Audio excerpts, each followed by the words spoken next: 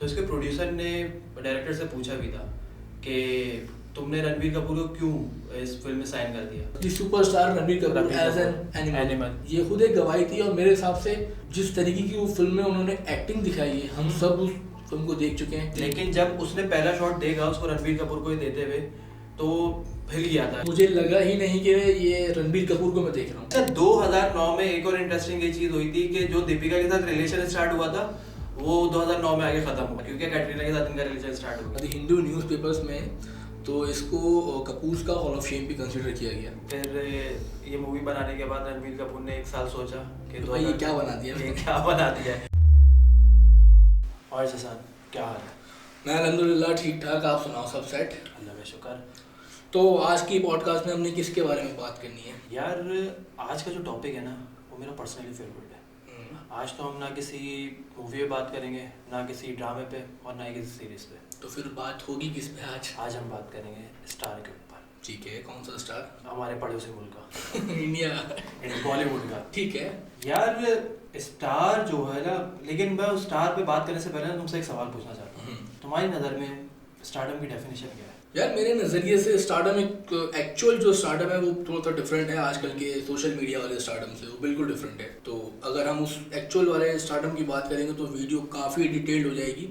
कोशिश करूँगा कि जितना शॉर्ट हो सके और जितना रिलेट हो सके एग्जांपल्स के साथ, एग्जांपल्स भी दूंगा मैं वो खास करके बॉलीवुड या इंडियन सिनेमा की, ताकि वो काफ़ी टॉपिक से रिलेट कर सके। जो हमारा आज का टॉपिक जो कि हमारा आज का टॉपिक जैसा आपका फेवरेट स्टार है। अच्छा, जो एक्चुअल स्टारडम है वो 1950s एंड 60s के एरा में था, जब इंडियन फिल्म सिनेमा के अंदर दिलीप कुमार साहब को रिकग्नाइज किया गया।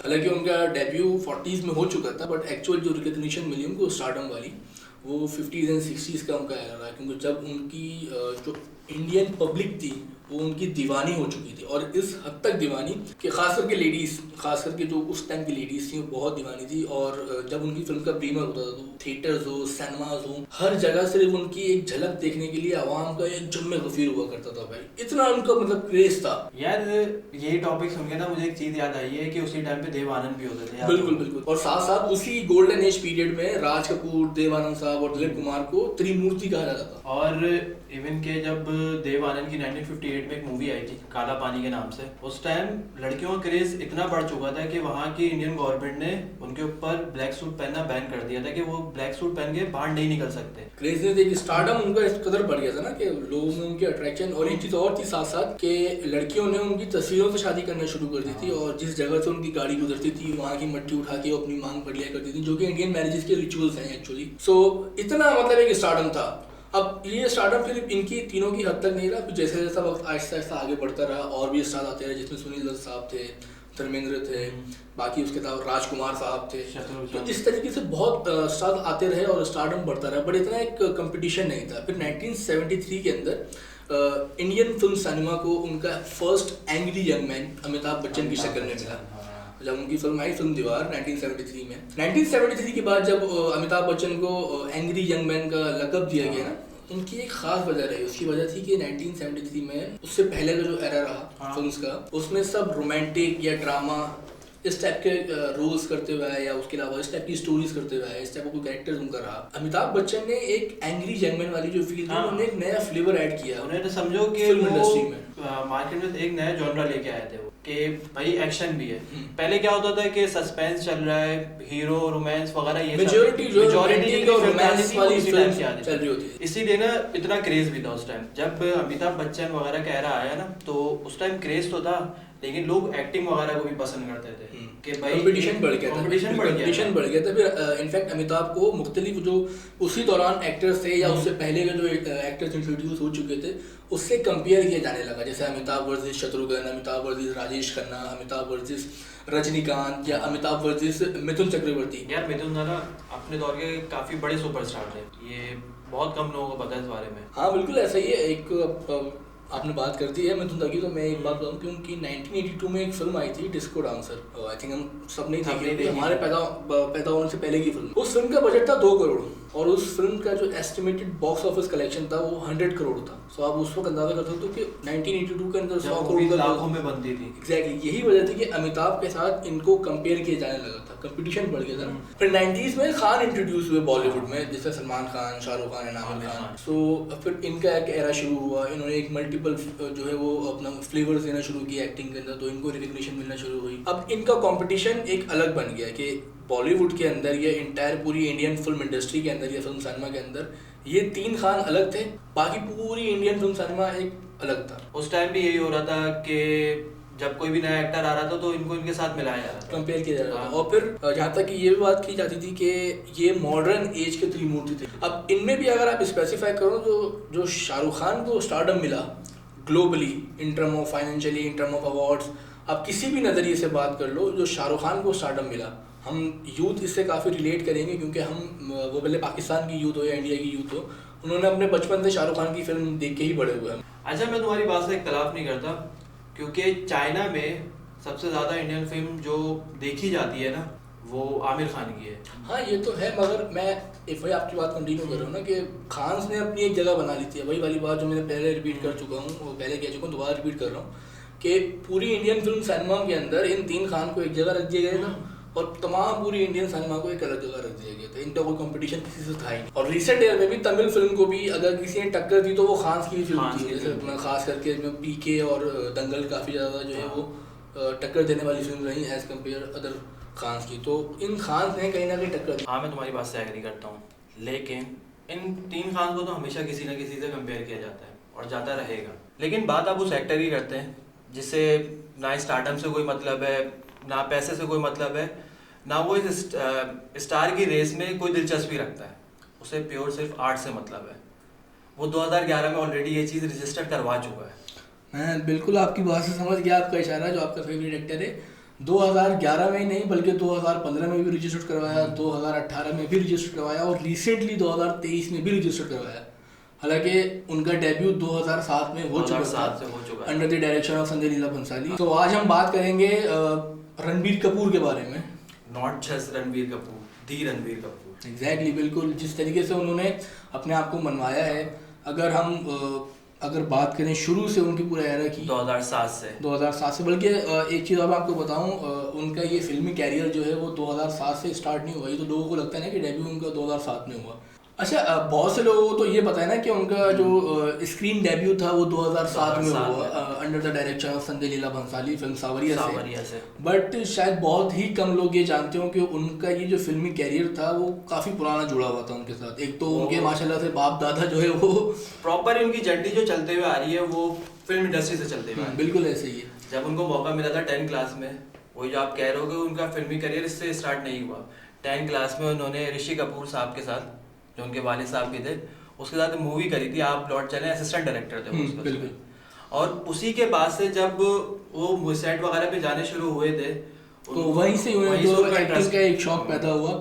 फिर पढ़ाई में इतने कोई खास तो थे नहीं, बहुत इंटरेस्ट था, एक्टिंग में ज़्यादा शौक आ गया। तो फिर वो यहाँ से न्यूयॉर्क गए, मुंबई से न्यूयॉर्क गए अपनी visual arts and film study करने के लिए वहाँ पर। अच्छा, जब वो न्यूयॉर्क से स्टडी कंप्लीट करने के बाद इंडिया वापसी आए थे ना, तो उन्होंने 2005 में एक शॉर्ट फिल्म भी करी थी कर्मा के नाम से। कर्मा के नाम से फिल्म थी। बहुत ज़्यादा डिटेल आपकी रिसर्च है। वो फिल्म यहाँ तक मुझे याद है यूट्यूब पे भी अवेलेबल है। B.R. चोपड़ा के बेटे की डायरेक्शन में फिल्म बनी थी कर्मा के नाम से। 2004 या 5 के एरा की फिल्म थी। फिर 2005 में उन्होंने संजय लीला भंसाली को असिस्ट भी किया फिल्म ब्लैक के लिए। हाँ, फिर संजय लीला भंसाली ने ही उनको एक स्क्रीन पे डेब्यू दिया 2007 में। उनका जो स्क्रीन डेब्यू हुआ फिल्म सावरिया से, जो अगर ओवरऑल देखा जाए तो फिल्म फ्लॉप रही थी, बट लेकिन उनको उस साल बेस्ट डेब्यू का अवार्ड भी मिला, बेस्ट डेब्यू मील का, फिल्म फेयर का बेस्ट डेब्यू मील का अवार्ड भी मिला। अच्छा, तुम सही कह रहे हो। 2007 में जो मूवी आई थी सावरिया वो फ्लॉप तो हो गई होगी, लेकिन उसका एक मूव बहुत फेमस रहा था। हाँ, वो टॉवल वाला उसके बाद 2008 में बचना है हसीनो आई, जिसमें दीपिका के साथ उसका रिलेशन स्टार्ट हुआ, याद होगा। हाँ, बिल्कुल।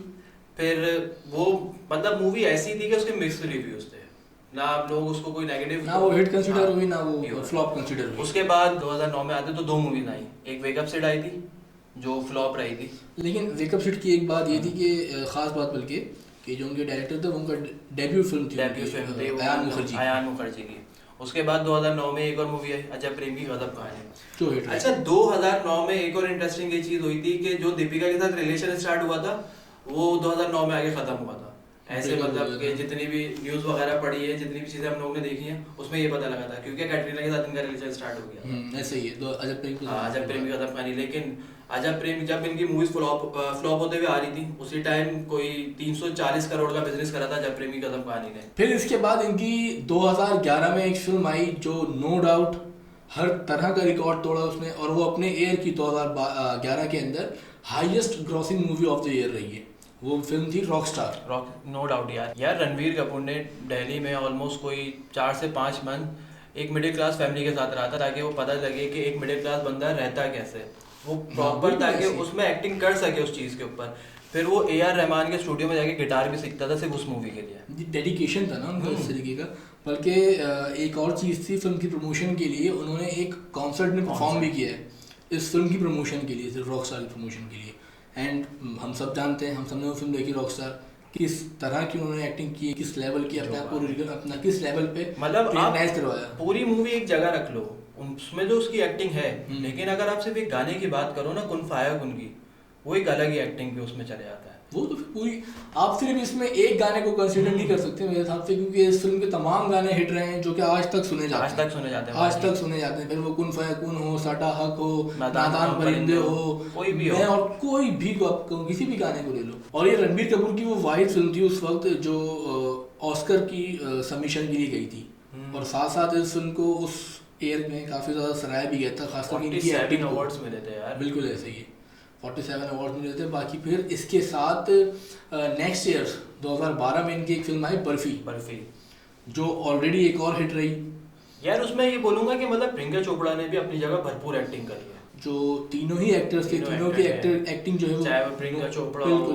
चोपड़ा हो, लियाना डिक्रूज हो या रणबीर कपूर हो। इस फिल्म में एक खास बात और थी कि रणबीर कपूर ने इस जो फिल्म का कैरेक्टर था इनका बर्फी वाला, उसको प्ले करने के लिए उन्होंने 2 से 3 एक्टर्स को ऑब्जर्व किया, जिनमें एक चार्ली चैपलिन थे, प्लस उसके साथ साथ इनके अपने दादा राज कपूर थे। मेरा नाम जोकर वाली एग्जैक्टली। तो उन्होंने फिर जो है वो उन कैरेक्टर्स को ऑब्जर्व किया कि यार किस तरीके से मुझे अपने साइलेंट कैरेक्टर को प्ले करना है। और ऑलमोस्ट कोई 69 अवार्ड इस मूवी को मिले थे यार। बिल्कुल। और ये इनकी कैरियर का कोई 2nd film fair best actor award भी था इस मूवी का। अच्छा 2013 में रणवीर कपूर की एक और हिट मूवी आई, ये जवानी है दीवानी, जिसे डायरेक्ट करा था अयान मुखर्जी ने, जो विकअप सीट के भी डायरेक्टर है। बिल्कुल ऐसे ही। ऑलमोस्ट कोई 340 करोड़ का इस मूवी ने बिजनेस करा था, और 3rd टाइम रणवीर कपूर को बेस्ट एक्टर का अवार्ड मिला था फिल्म। बिल्कुल ऐसी है। साथ में इनके और भी बड़े बड़े नाम शामिल थे, और ये वो वाहिद फिल्म रही है उनके ब्रेकअप के बाद, जब उनका दीपिका से ब्रेकअप हुआ था। जो उनको इसकी एक हिट होने की वजह ये भी रही कि लोगों ने इनको फर्स्ट टाइम दोबारा अगेन स्क्रीन पे एक साथ देखा दीपिका के साथ। और साथ में इस फिल्म में आदित्य राय कपूर थे, कैल्की थी, और सबने बहुत अच्छी एक्टिंग करी थी। लाइक ऐसी मूवी थी कि यूथ अपने आप से कनेक्ट करने लग गए थे। हाँ बिल्कुल ऐसी। और इसी साल 2013 में एक और फिल्म आई कपूर की, जो 3 साल इनको मुसलसल बेस्ट एक्टर का अवार्ड मिला, तो एक ड्रॉप रहा कपूर फैमिली के लिए। वो फिल्म का नाम था बेशरम, जिसको काफी ज्यादा नेगेटिव रिव्यूज मिले, बल्कि द हिंदू न्यूज़पेपर्स में तो इसको कपूर का हॉल ऑफ शेम भी कंसिडर किया गया। फिर ये मूवी बनाने के बाद रणवीर कपूर ने 1 साल सोचा कि भाई ये क्या बना दिया। अच्छा 2015 में इनकी 3 मूवीज आई, रॉय, तमाशा और बॉम्बे वेलवेट। लेकिन तीनों ने कोई ऐसा खास बिजनेस ही किया। लेकिन अगर हम स्पेसिफिक बात करें तमाशा की, तो वो एक फिल्म अंडररेटेड रही है, कल्ट फिल्म थी। हाँ, एक्टिंग नो डाउट तीनों फिल्म के मुकाबले में तमाशा में मुझे ज्यादा अच्छी लगी। अच्छा लोग इस चीज का मेरे ख्याल से लोगों को ये हो गया था कि यार जब इनकी 2 मूवीज फ्लॉप गई है, तो अब लोग इसको क्या बोले कि यार इसको हिट बोले, सुपर बोले। असल में लोगों के ज़हन में इमेज बन गई थी ना कि नहीं यार तो वो फिल्म फ्लॉप है। अच्छा लेकिन हमने जो बात की थी, अच्छा 2014 में अगर उन्होंने सोचा भी तो कोई 2015 में कोई इतना अच्छा रिस्पांस नहीं आया। 3 मूवीज भी उन्होंने अगर कर ली तो असल में सदमा इतना बड़ा रहा ना उनको कि वो रिकवर नहीं कर पाया उससे। खैर अगर हम स्पेसिफिकली 2015 की इन 3 फिल्मों की बात करें, रॉय, बॉम्बे वेलवेट एंड तमाशा की, तो इन तीनों फिल्म्स के अंदर तीनों के डिफरेंट कैरेक्टर, वो एक्टर जो 3 साल मुसलसल बेस्ट एक्टर का अवार्ड ले चुका है, तो इतने टाइम में तो एक बंदा अपना एक जगह बना चुका होता है। जैसे सलमान खान और आमिर खान और शाहरुख खान ने बना ली थी कि यार मुझे इस टाइप की फिल्म्स करनी है, एक ही स्पेसिफिक एक जॉनर को भाई पकड़ते हैं, या romance है तो romance रोमांटिक को- पे जाना हाँ। है, या फिर एक्शन पे जाना है, या क्राइम पे जाना है, XYZ जो भी एक स्पेसिफिक चीज़ पकड़ चुके होते हैं। लेकिन ये वो वाहिद बंदा है जो हर जॉनर को कर रहा है, एक्सपेरिमेंट कर रहा वही है ना, है। मतलब तो यहीं से पता लगता है कि उसका acting का डेडिकेशन शौक क्या है है, उसे। डेडिकेशन क्या है उसका एक्टिंग उसे मतलब स्टार्टम वगैरह का नहीं है, जैसा हमने बोला था। बिल्कुल ऐसी है। तो उसे स्टार्टअप मतलब को ऐसा खास उसे एक्सपेरिमेंट करने में 2015 में भी एक्सपेरिमेंट किया, और अगेन 2016 में भी एक एक्सपेरिमेंट किया, kind of Rockstar film type की, हाँ, ये दिल है मुश्किल, है देना मुश्किल, Directed जो कि by हिट भी रही। करण जौहर, जिसमें पाकिस्तानी एक्टर भी था फवाद खान, सही है, और शाहरुख खान का कैमियो भी था यार उस मूवी में। शाहरुख खान का कैमियो भी रहा, बिल्कुल इमरान अब्बास का भी कैमियो रहा उसके अंदर साथ साथ। मतलब एक अच्छी मूवी थी, रॉक स्टार वाली फील आ रही थी उस मूवी में, अगर उसकी एक्टिंग वगैरह की बात करें। फिर 2017 की बात आती है तो जग्गा जासूस आई, जो उनके करियर की पहली प्रोड्यूस करी हुई मूवी, जो कि हिट नहीं हुई बॉक्स ऑफिस पे और कोई ऐसी खास कलेक्शन नहीं कर पाई, बट अगेन वो एक एक्सपेरिमेंट ही था 2015 के जैसा। 2017 में अगेन एक एक्सपेरिमेंट किया जग्गा जासूस की शक्ल में, जो कि ज़्यादा हिट नहीं रही फिल्म, मगर इतने एक्सपेरिमेंट करने के बाद उन्हें इतना एक एक्सपीरियंस आ गया, क्योंकि जाहिर बात है वो हर दफ़ा हर एक्सपीरियंस में एक अपनी कंफर्ट जोन से बाहर निकल रहे थे, तो उनको इतना एक्सपीरियंस आ गया कि उन्होंने 2018 में जो फिल्म दी, जिस फिल्म ने उन्हें ग्लोबली रिकग्नाइज करवाया अगेन रॉकस्टार की तरह, वो फिल्म हम सबने देखी, संजू की बात भी। टीजर ही अगर मार्केट में आया था तो सभी गए थे, बिल्कुल ऐसे डिफरेंट कैरेक्टर थे, इतने डिफरेंट कैरेक्टर्स थे। और संजू का जब मैंने टीजर देखा था, मैं पर्सनली बताऊं, जब मैंने स्क्रीन पे फिल्म का टीजर देखा तो मुझे लगा ही नहीं कि ये रणबीर कपूर को मैं देख रहा हूँ, मुझे लगा कि संजय दत्त को ही देख रहा हूँ स्क्रीन पर। अच्छा, इस मूवी की एक इंटरेस्टिंग चीज़ ये भी थी, जब ये मूवी की शूटिंग वगैरह हो रही थी, जब इसकी कास्टिंग वगैरह डिसाइड हो रही थी, तो इसके प्रोड्यूसर ने डायरेक्टर से पूछा भी था कि तुमने रणबीर कपूर को क्यों इस फिल्म में साइन कर दिया। वो क्योंकि वो चाह रहा था कि रणबीर सिंह इस मूवी में आए, लेकिन जब उसने पहला शॉट देखा उसको रणबीर कपूर को ही देते हुए, तो हिल गया था कि भाई नहीं, तुमने सही करा है। और इसी दौरान एक और फिल्म की शूटिंग चल रही थी रणबीर कपूर की, जिस फिल्म का नाम था ब्रह्मास्त्र। हालांकि वो लेट रिलीज हुई 2022 में, क्योंकि कोविड जो ग्लोबल पेंडेमिक था, तो इस वजह से वो लेट रिलीज की गई, बट इसकी शूटिंग 2018 में स्टार्ट हो गई थी, जब इसका कटरीना कैफ से ब्रेकअप हुआ, एंड देन आलिया भट्ट से रिलेशन स्टार्ट हुआ, फिर आगे जाके शादी हुई। सो काफी ज्यादा 4 साल का ऑलमोस्ट कोई ब्रेक लिया था, सही है। उसी दौरान क्योंकि ब्रह्मास्त्र की भी शूटिंग चल रही थी, फिर उसके बाद आई शमशेरा, जिसमें संजय दत्त भी था, थे, और इसमें इन्होंने शमशेरा में डबल रोल था, एग्जैक्टली। बट ये अगेन इतनी कोई खास कलेक्शन या इतनी खास हिट नहीं रही है फिल्म, 4 साल का गैप लेके आ रहे थे, बिल्कुल उसके बाद भी, लेकिन आप उसमें भी चेक करो, उन्होंने एक डिफरेंट रोल प्ले करा था। बिल्कुल वही बात है ना, कि उन्होंने एक्सपेरिमेंट किया एक डेडिकेशन के साथ कि चलो यार ये नहीं तो ये चीज़ नहीं, क्योंकि अगेन स्टार्टअप से कोई मतलब था ही नहीं, पैसों से कोई मतलब था ही नहीं, मतलब था सिर्फ और सिर्फ अपने आर्ट दिखाना, अपना एक्टिंग लेवल दिखाना कि यार मैं किस लेवल का एक्टर हूँ, मैं क्या क्या चीज़ कर सकता हूँ। एग्जैक्टली। अच्छा, शमशेरा के बाद आई ब्रह्मास्त्र, जो अयान मुखर्जी की ऑलमोस्ट कोई तीसरी फिल्म थी रणबीर कपूर के साथ। उसने ऑलमोस्ट कोई 400 प्लस करोड़ का बिजनेस करा था, लेकिन वो मूवी फिर 4 साल से बनते हुए आ रही थी, तो VFX वगैरह उसमें प्रॉपर थे। और अगर जहाँ तक एक्टिंग की बात करो आप, उन्होंने शमशेरा में एक डिफरेंट रोल प्ले करा था और इधर आगे पूरा एक डिफरेंट रोल प्ले करा था। हाँ, लेकिन उसकी भी एक वजह थी ना, कि देखो शमशेरा तो डेफिनेटली फिल्म जब रिलीज हुई 2022 में, तो वो उसकी शूटिंग डेफिनेटली 1 साल पहले या 6 महीने पहले या 8 महीने पहले शुरू हुई होगी, बट जो ब्रह्मास्त्र थी इसकी तो शूटिंग 2018 से हुई, तो हमें इस वजह से लगा कि यार 2 डिफरेंट कैरेक्टर है। बट इसमें एक वजह और भी थी हिट होने की, इसकी कास्ट बहुत बड़ी कास्ट थी। शाहरुख खान का अगेन इसमें कैमियो रहा है, ठीक है, अमिताभ बच्चन, बाकी उसके अलावा और आलिया भट्ट के साथ जो रिलेशन के रेमर सारे पहले हुए थे, उसके बाद साथ आना, इनकी शादी हो गई थी, शादी के बाद स्क्रीन पे आना, बिल्कुल एग्जैक्टली ये भी एक फैक्टर रहा इस फिल्म के हिट होने का। फिर इसके बाद जो 2023 में एक रिसेंट फिल्म आई, जिसने वाकई ये बात रजिस्टर्ड कर दी कि भाई वाकई ही इज़ अ सुपरस्टार। बल्कि मैं तो ये कहूँगा इस फिल्म का जो टाइटल था वो इटसेल्फ खुद एक गवाही था कि भाई टाइटल में आप शायद देख सकते हैं, Ranbir Kapoor the superstar Ranbir Kapoor as an animal. So ये खुद एक गवाही थी, और मेरे हिसाब से जिस तरीके की वो फिल्म में उन्होंने एक्टिंग दिखाई है, हम सब उस फिल्म को देख चुके हैं यार। इवन के उसके अगर मैं पोस्ट क्रेडिट सीन की भी बात करूँ, आप उसमें भी देखो कि मतलब एक डिफरेंट कैरेक्टर हमें एनिमल पार्क में भी दिखने वाला है।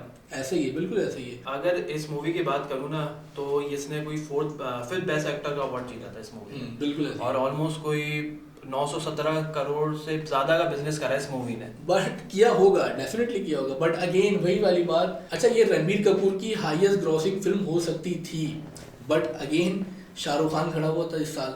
अगर शाहरुख खान की पठान और जवान ना आई होती तो सो अगेन कोई ना कोई। हाँ, लेकिन मतलब मैं ये बोलूँगा कि ये इसकी कोई डिबेट नहीं है। वो अपनी जगह खड़े हैं, वो अपनी जगह खड़े हुए हैं, सही है।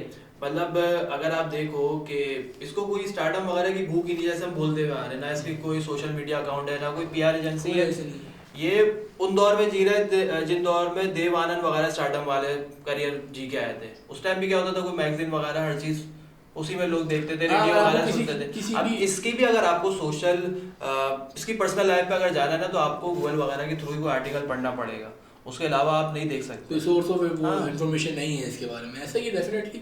सो क्योंकि उसकी भी वजह है ना, ये आया बंदा अपना आर्ट दिखाने के लिए जो कर रहा है, इसको कोई और दूसरी चीज़ों से मतलब ही नहीं है। जो एक स्टारडम और एक फील होती है ना लोगों को, उससे कोई मतलब ही नहीं है इसको। जिसको जो ये जिस काम के लिए आया है ये वो काम कर रहा है। तो मेरे ख्याल में ये एंड ऑफ डिबेट है। इसकी कोई आप जितनी बात निकालते जाएंगे बात निकलती रहेगी, ये एंड ऑफ डिबेट है, इसकी कोई बात एंड नहीं है।